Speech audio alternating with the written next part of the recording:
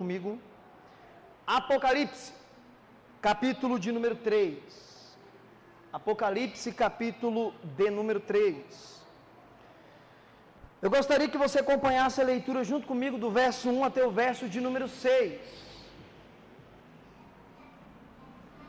Apocalipse, capítulo 3, do verso 1 a 6. Tenho certeza que ninguém vai ter dificuldade de achar esse documento, esse livro. Meus irmãos, se vocês localizaram Apocalipse, capítulo 3, verso 1 a 6, por gentileza, diga amém. Amém. Creio que todos achamos.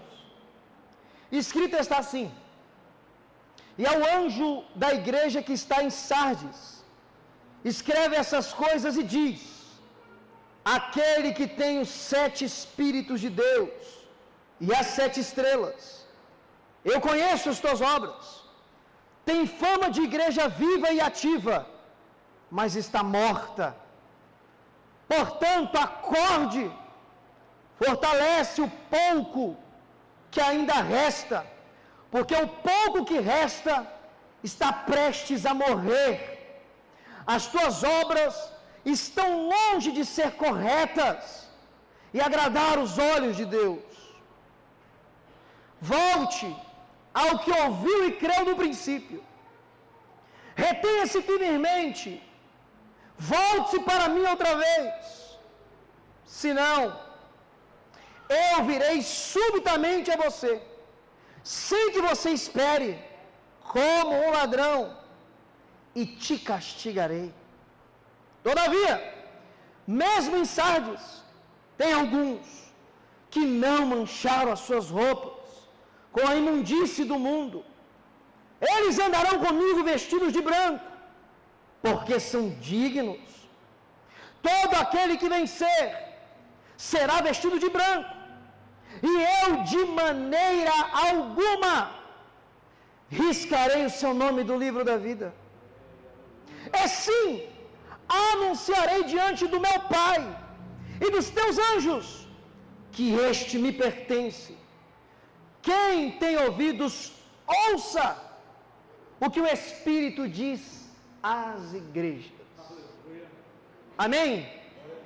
Por favor, não feche a sua Bíblia. Permaneça justamente com ela aberta no texto que lemos. Igreja de Deus, pregar sobre o Apocalipse é uma tarefa tanto difícil, tendo em vista que o livro, o documento, a carta do Apocalipse é o documento menos lido pela igreja e estudado principalmente pela igreja atual e moderna. Um dos pontos que se levantam de não gostarem de estudar este livro e este documento é por conta de tudo que está relatado nele, que aponta para o futuro. Calamidades, a ira de Deus se revertendo sobre a terra dos homens, os últimos acontecimentos do fim dos tempos. Então muitos cristãos olham para este livro e falam: eu não quero lê-lo, eu não quero estudá-lo, me traz arrepios, pânico, medo, terror.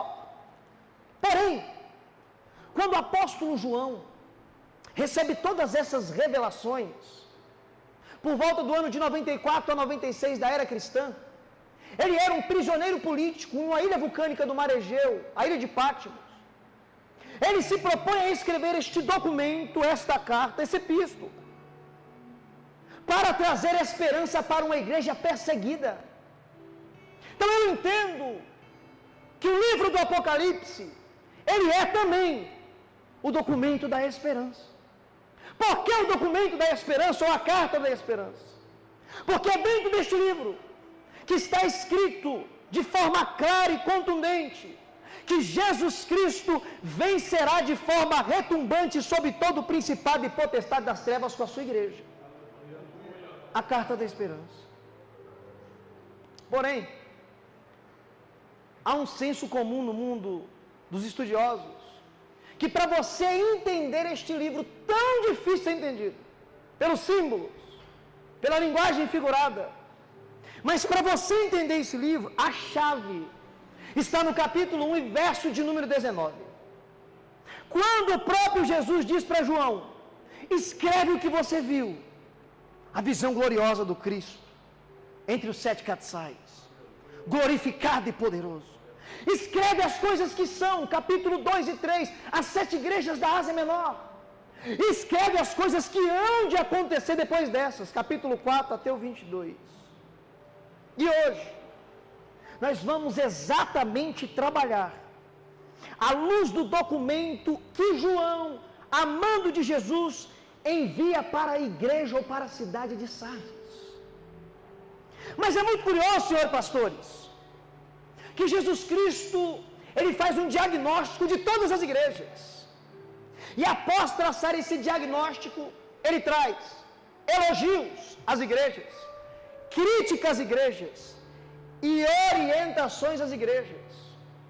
Para a igreja de Éfeso, eles rejeitavam o mal, eram perseverantes e tinham paciência. Porém, Jesus criticou eles dizendo que eles tinham abandonado o primeiro amor. E traz uma orientação: volte ao primeiro amor. Para a igreja de Esmirna, eles sabiam suportar firmes o sofrimento. Essa igreja era tão fiel que não recebeu críticas, mas recebeu uma orientação: seja fiel até a morte, que eu te darei a coroa da vida eterna. Igreja de Pérgamo, uma igreja que mantinha sua fé firme em Jesus Cristo, porém era uma igreja que tolerava Jezabel, tolerava a idolatria e tolerava heresias. E Jesus Cristo traz uma orientação: arrependa-te, abandone essas práticas, volte-se para mim. Tiatira tinha amor, tinha fé, trabalhava mais no atual momento que Jesus envia a carta do que quando começou. Porém era uma igreja que tolerava a idolatria e a imoralidade sexual. E Jesus aconselha dizendo: volte-se a mim, retenha a fé, senão eu virei sobre ti. Ele traz críticas, ele traz elogios, ele traz orientações. Igreja de Sardes, nós conseguimos notar e notaremos e analisaremos na noite de hoje, à luz do texto, que dentro desta igreja havia 3 tipos de crente: os mortos, os que estavam dormindo e precisavam ser despertados, e aqueles que eram fiéis e iriam caminhar com Cristo.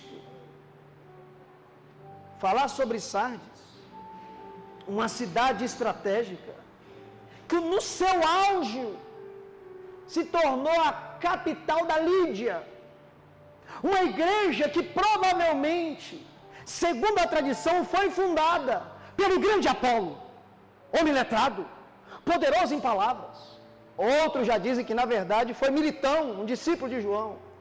Ao certo não sabemos quem fundou essa igreja, mas o que nós sabemos, que a cidade de Pérgamo era uma cidade orgulhosa, por ser rica, era a capital industrial da lã nos dias de João, era uma cidade em uma colina intransponível, e aos seus pés passava o rio Hermo, e tinha o vale mais fértil de toda a Ásia Menor.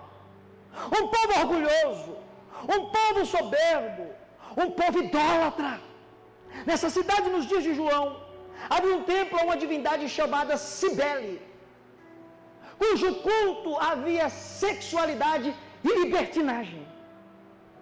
É nesta cidade, é neste contexto que o Evangelho é anunciado, a palavra é pregada e a bandeira de Jesus Cristo é estacada. Glória a Deus, nasce uma igreja. Porém, passa-se algum tempo e começa a surgir dentro da igreja inúmeros problemas. E por isso Jesus enviou uma carta a essa igreja.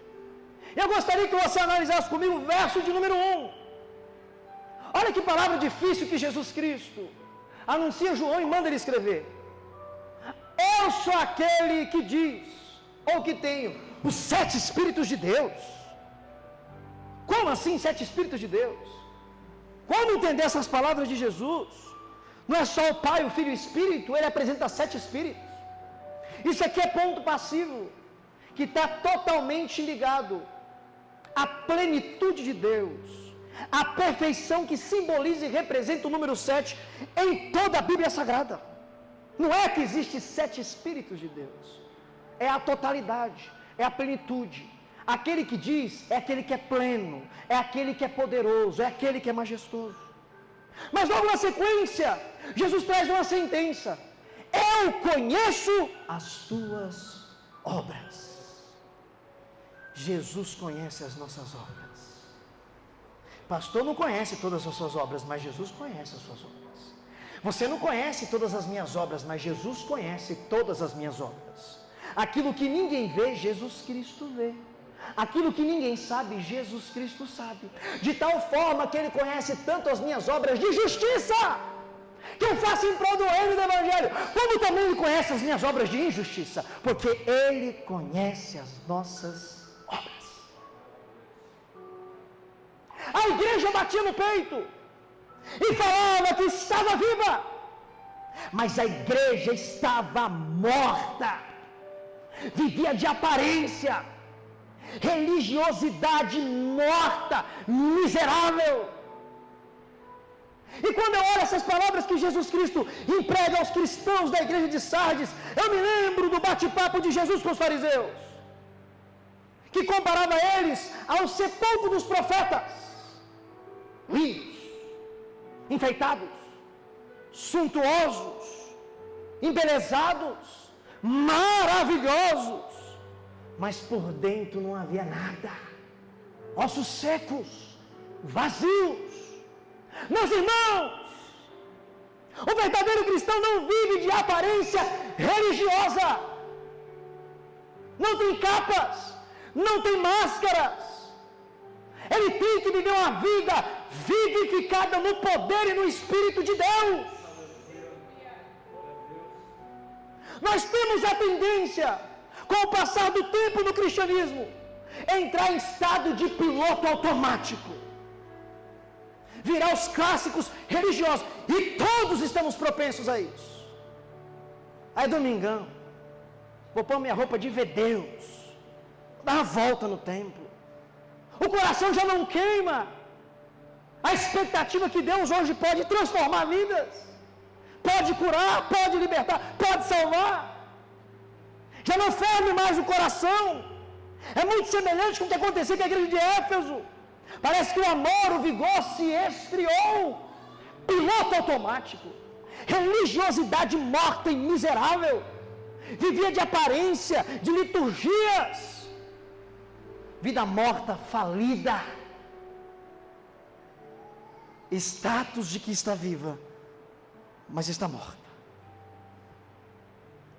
Meus irmãos, você lembra no seu primeiro amor? Na época da sua conversão? Como você lia a Bíblia, né? Como você queria conhecer mais o Senhor? Como você orava? Como você tinha ânsia de chegar aos dias de cultuar? A galera do monte lembra como é que era todo final de semana. Mas às vezes chega um momento do piloto automático na vida de muito cristão, que aí passa a viver como religioso, já não tem mais expectativa alguma do inacreditável acontecer. Nós temos que fugir da morte espiritual, de sermos enquadrados como os religiosos, como sepulcros caiados, embelezados, enfeitados, mas por dentro secos, mortos, vazios. Era o que acontecia com muitos desta igreja. Olha no verso de número 2: sejam vigilantes. Eles se orgulhavam de ter a sua cidade no alto de uma colina, ninguém nos invade. E é por isso que Jesus Cristo emprega a palavra que virei como ladrão. Essa cidade 2 vezes foi invadida. Primeiro por Ciro, lá atrás. 14 dias ele circundou a montanha, tentando saber como que eu vou entrar aí. Ele viu uma brecha na muralha, e invadiu na calada da noite como ladrão, e destruiu a cidade intransponível. Por conta da soberba do povo, do orgulho da cidade, da altivez, somos intransponíveis. A ruína de todo homem é a soberba, é o orgulho. Jamais confie na força do seu braço ou das suas capacidades. Mas eu prego demais, não confio em você.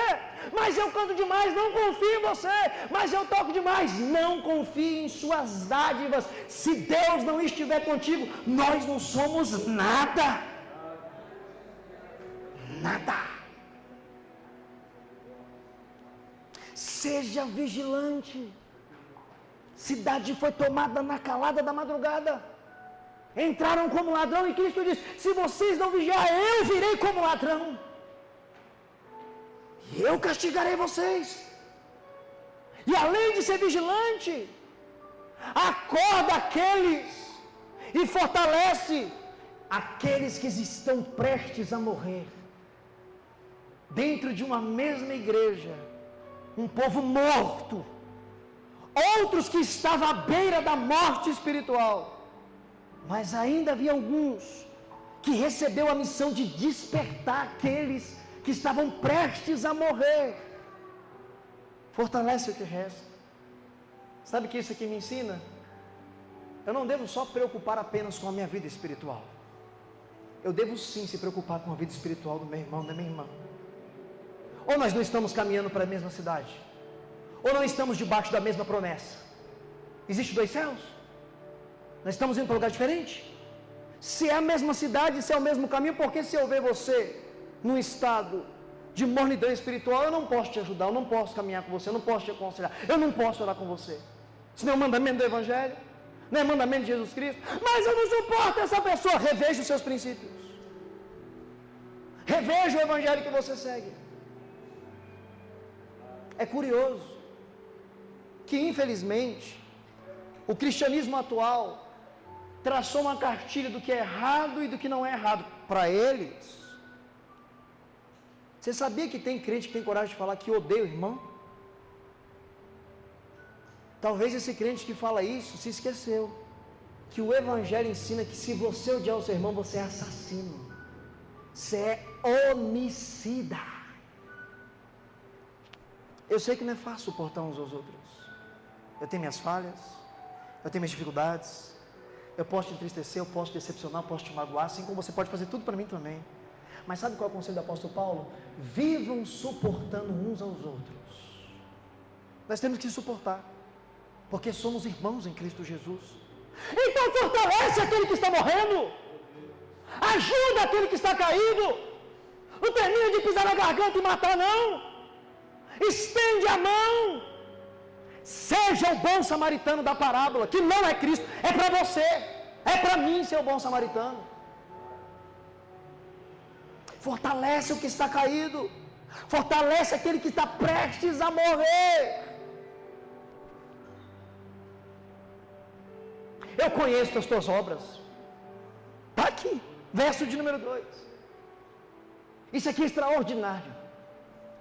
Dentro de uma mesma igreja, há inúmero tipo de pessoas que servem a Deus com motivações totalmente diferentes umas das outras. Tem os verdadeiros, que servem, que exercem aquilo que Deus chamou: tocar, cantar, pregar, ministrar, pastorear, dirigir, ser líder. Tem muitos que fazem isso para a glória de Deus, e estão certos, motivação correta. Mas já tem outros tantos que fazem isso para a glória pessoal, fazem isso por status, por aplausos, por tapinha nas costas. Olha como é lindo o que ele faz, olha como ele lidera, olha como ele canta, como ela canta, olha como ele prega. Se você faz a obra de Deus com qualquer motivação particular para massagear o seu ego, está errado. O ministério é para a glória de Cristo, é tudo para o louvor de Jesus Cristo. Dê sempre o seu melhor, mas para que Cristo seja glorificado através da sua vida. Entenda de uma vez por todas: todo dom, dádiva e talento que Deus distribui sobre a igreja é para a edificação da igreja e para a glória do Cristo ressurreto. Não é para minha fama, não é para minha glória, não é para nada de mim. É sempre as palavras claríssimas que precisamos seguir: que diminua eu, para que ele cresça. Fortalece o que está à beira da morte. Trabalhe na obra de Deus, mas com as motivações corretas e certas, tudo para o louvor e para a glória do nome do Senhor. Verso de número 3, olha o que Jesus diz para essa igreja: lembre-se do evangelho que recebeu e guarda o evangelho que você recebeu. Eita, que aqui nós temos uma dificuldade gigantesca. Na maioria das vezes entra aqui e sai por aqui. É bem provável que eu estou pregando aqui para você agora e muitas pessoas estão pensando que vão comer depois do culto, a série que vai assistir, o dia do trabalho da manhã, o encarregado, está entrando aqui e saindo aqui. Nós somos propensos a isso, a se esquecer do que ouvimos, a reter aquilo que ouvimos. E além de ouvir, reter e guardar, precisamos colocar em prática e viver aquilo que ouvimos, lemos e aprendemos da palavra de Deus. Lembra-te do que recebeu, o evangelho, guarda, exerça, viva, se arrependa, volte a viver o evangelho na prática. A maioria me conhece aqui e sabe que eu tenho um trabalho na internet. E essa semana eu falei de algo muito legal que Deus me fez viver. Eu sei que você também vive isso, eu tenho certeza, né? Não é meu, todo mundo vive isso. Eu sempre oro a Deus para que Ele me dê oportunidades de viver o evangelho na prática, de conseguir viver o evangelho na prática. Eu tive uma experiência. Fui fazer um orçamento, na hora que eu saí, uma senhora com muleta, sem conseguir andar, parado lá do meu carro. Não, onde você mora? Para onde você vai? Estou com dor nas pernas. A senhora quer uma carona? Eu quero. Nunca vi ela, levei ela. E me senti satisfeito, honrado por Deus. Eu agradeci. Obrigado, Jesus. Que você me deu uma oportunidade de viver aquilo que eu leio, aquilo que eu prego e aquilo que eu quero viver. Muitas vezes nós pedimos oportunidades e Deus traz e você deixa passar a oportunidade de viver o evangelho. Não desperdice as oportunidades que Deus te dá para viver o evangelho na prática. Viva o evangelho na prática. Porque senão Ele fala mais uma vez: eu virei como ladrão. 200 anos antes de Cristo, de novo essa cidade, ninguém nos conquista, caiu. Aí ó, Etíoco Epifânio invadiu, arrebentou a cidade. Mais uma vez, na calada da noite, como um ladrão. Jamais confie nas suas forças e naquilo que você pode fazer sem Deus. Agora analise comigo o verso 4. Ainda há poucos entre vocês, mas ainda havia, que não haviam se contaminado com o mundo. E uma das lutas da igreja moderna hoje é não se contaminar com o mundo. Nós somos a geração mais exposta aos prazeres do mundo. Forma visível, forma audível, mídias sociais, tudo. Valores invertidos. Hoje ser cristão conservador é um bicho de 7 cabeças. Ser o anormal. Você que é o estranho. Mas veja aqui, numa igreja que tem pessoas mortas, e uma igreja que tem pessoas orgulhosas, e uma igreja que tem pessoas que confiam em si mesmas, e uma igreja que tem pessoas que estão prestes a morrer, que estão capengando na fé, tem pessoas que estão firmes em Cristo Jesus. Dentro da mesma igreja, pessoas que andarão com Jesus, pessoas que caminharão com Cristo ressurreto. A igreja de Sardes, assim como a igreja moderna, todos precisamos passar por um reavivamento espiritual. E isso é diário. Não é movimento. Não é manifestações apenas dos dons. Avivamento ao pé da letra é tornar a viver a palavra de Deus. E é isso que a igreja moderna precisa passar a viver. Todos nós, inclusive eu.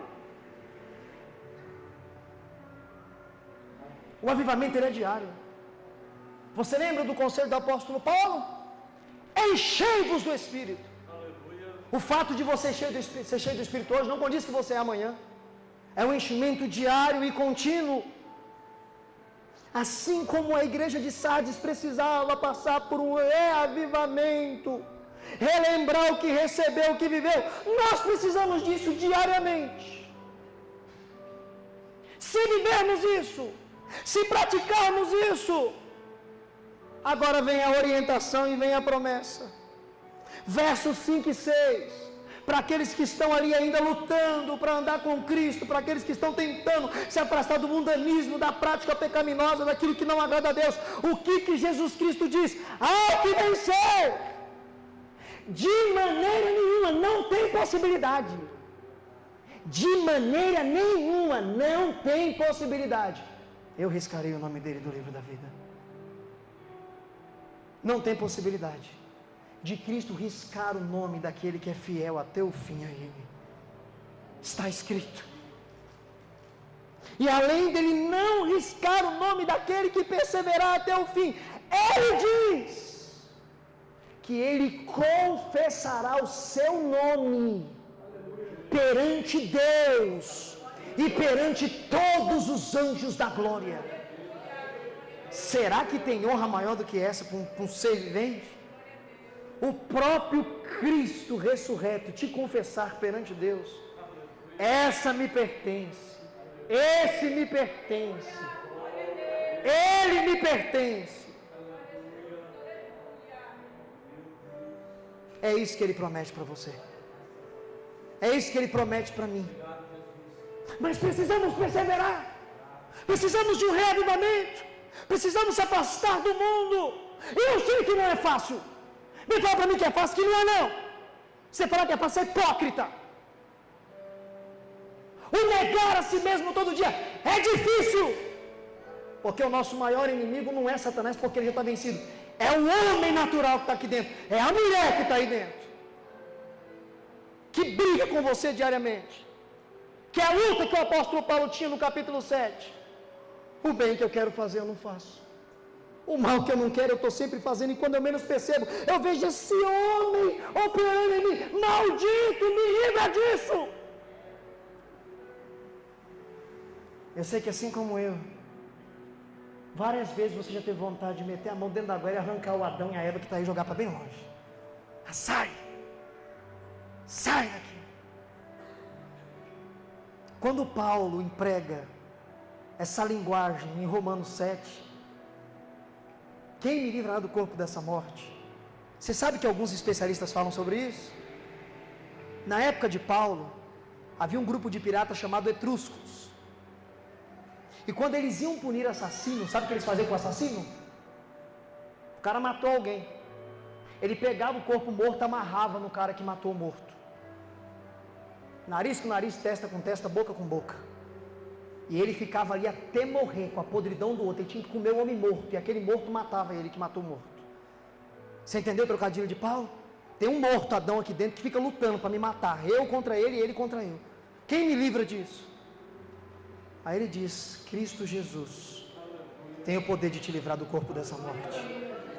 Só Ele. Eu não consigo, ninguém que consegue. É somente Ele. Meus irmãos, Jesus Cristo, Ele trouxe elogios para esta igreja de Sardes. Há poucos, mas ainda havia que guardava a fé. A igreja estava praticamente morta.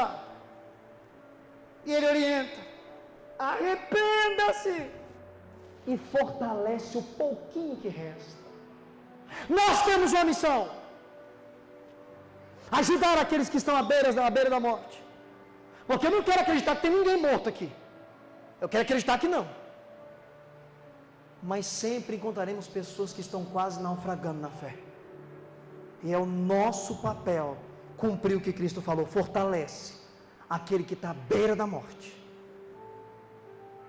Porque você vai continuar caminhando, e você pode viver isso daqui que Cristo prometeu para essa igreja: caminhar com Ele vestido de branco. A ideia de vestes brancas são as obras de justiça dos santos. E Ele nos confessará perante Deus. Ô dia glorioso, meus irmãos. Ô dia majestoso, meus irmãos. Sonhe com esse dia todo dia. O dia que não vai ter mais enfermidade. Toda dor vai cessar, vai passar. O dia em que eu não mais conseguirei pecar contra você.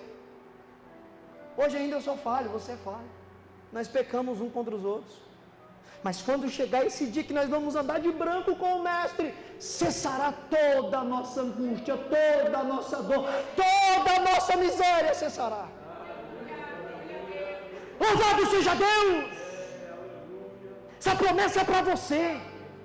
Essa promessa é para mim. Essa promessa é para a igreja.